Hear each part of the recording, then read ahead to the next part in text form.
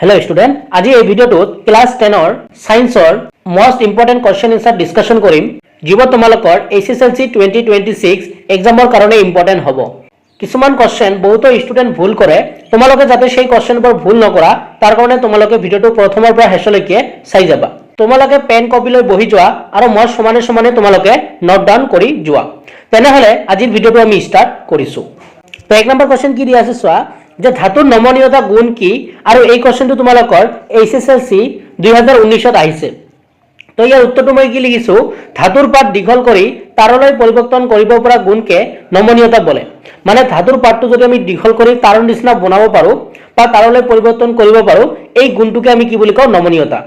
আকৌ কৈছো যে ধাতুৰ পাত এটা যদি আমি দীঘল কৰি তাৰলৈ পৰিৱৰ্তন কৰিব পৰা যেটো গুণ এই গুণটোকে কি বুলি কোৱা হয় ধাতুৰ নমনীয়তা বুলি কোৱা হয় তো মই এটো লিখিছো যে ধাতুৰ পাত দীঘল কৰি তাৰলৈ পৰিৱৰ্তন কৰিব পৰা গুণকে কি বুলি কোৱা হয় নমনীয়তা বলে বা ধাতুৰ নমনীয়তা বলে আৰু এই কোৱেশ্চনটো তোমালোকৰ এছএছএলসি 2019 ত আহিছে তোমালোকে এটো ভালকৈ পঢ়িবা তাৰ পিছত দুই নম্বৰটো কি দিয়া আছে চোৱা দুই নম্বৰটো দিয়া আছে তাপৰ আটাইতকৈ সুপৰিবাহী দুটা ধাতুৰ নাম লিখা আৰু এই কোৱেশ্চনটো তোমালোকৰ এছএছএলসি 2017 ত আহিছে তো ইয়াৰ উত্তৰটো কি হ'ব তাপৰ আটাইতকৈ সুপৰিবাহী দুটা ধাতুৰ নাম হল ৰূপ আৰু তাম কি হ'ব ৰূপ আৰু তাম কথাটো ভালকৈ মনত ৰাখিবা নেক্সট 3 নম্বৰটো কি দিয়া আছে চোৱা 3 নম্বৰটো দিয়া আছে সাধাৰণ উষ্ণতাত জলীয় অৱস্থাত থকা ধাতুটোৰ নাম লিখা এই কোৱেশ্চনটো তোমালোকৰ এছএছএলসি 2017 ত আহিছে তেনেহলে ইয়াৰ উত্তৰটো কি হ'ব পাৰা সাধাৰণ উষ্ণতাত জলীয় অৱস্থাত থকা ধাতুটোৰ নাম হল পাৰা কথাটো মনত ৰাখিবা নেক্সট 4 নম্বৰ কোৱেশ্চনটো চোৱা কি দিয়া আছে 4 নম্বৰটো দিয়া আছে ধাতুৰ ক্ষাৰ সহনীয়তা কি এই কোৱেশ্চনটো তোমালোকৰ এছএছএলসি 2019 ত আহিছে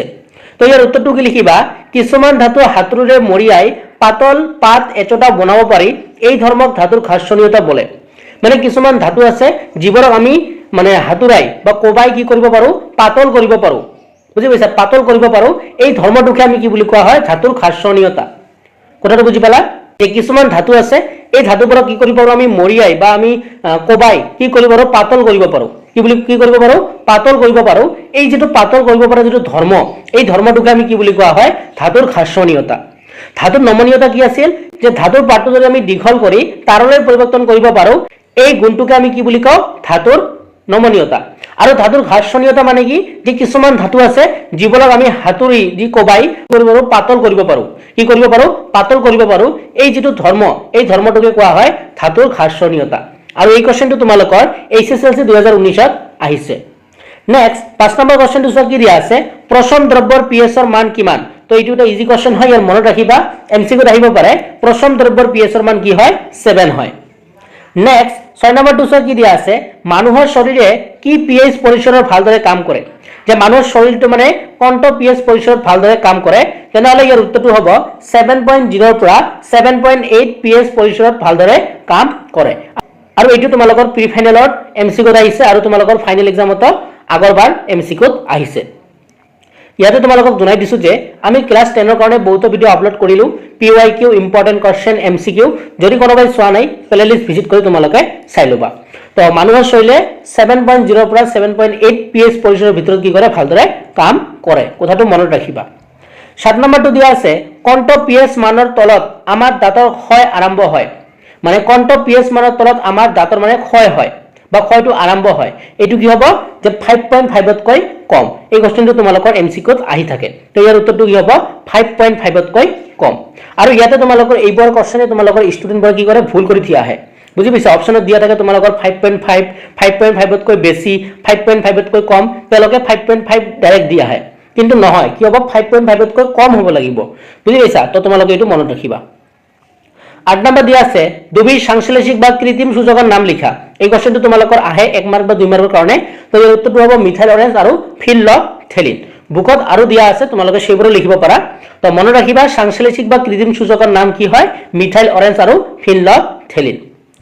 তাৰ পিছত 9 নম্বৰটো দিয়া আছে এলকালি কি কোৱেশ্চনটো আহিব পাৰে যিবোৰ ক্ষাৰক পানীত দ্ৰৱীভূত হয় তাকে এলকালি বলে মানে যিবোৰ ক্ষাৰক পানীত দ্ৰৱীভূত হয় তাক কি বুলি কোৱা হয় এলকালি বুলি কোৱা হয় সিম্পল নেক্সট 10 নম্বৰটো চোৱা কি দিয়া আছে কটাৰীৰে সহজে কাটিব পৰা দুবিধ ধাতুৰ নাম যে কটাৰীৰে কাটিব পৰা দুবিধ ধাতুৰ নাম আমাক লিখিব কৈছে তেনেহলে ইয়াৰ উত্তৰটো কি হ'ব ইয়াৰ উত্তৰটো হ'ব লিথিয়াম আৰু সোডিয়াম এইবোৰ আমি কি কৰিব পাৰো কটাৰীৰে কাটিব পাৰোঁ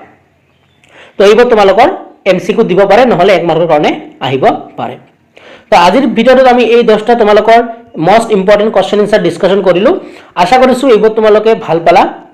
আৰু এনেকৈ আমি তোমালোকৰ এই সিৰিজটো কন্টিনিউ কৰিম তোমালোকৰ পৰীক্ষাৰ আগলৈকে আজিৰ সিৰিজটোত আমি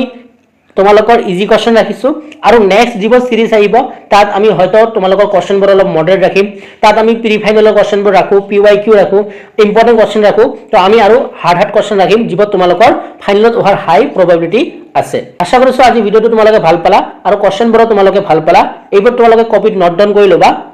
আৰু যদি তোমালোকে আমাৰ ক্লাস 10 ৰ ভিডিঅ'বোৰ চোৱা নাই তোমালোকে চেনেলত গৈ চাই লবা আৰু ক্লাস 10 ৰ কাৰণে আমাৰ এটা WhatsApp গ্ৰুপ আছে তাত মই এই PDF টো আপলোড কৰি দিম তোমালোকে তাত জয়েন হৈ লবা তো আজি ভিডিঅ'টো আমি ইয়াতে সামৰিছো নতুন এটা ভিডিঅ'ৰ লগত পুনৰ দেখা দেখি হম ভিডিঅ'টো চোৱাৰ জন্য তোমালোকক ধন্যবাদ জনাইছো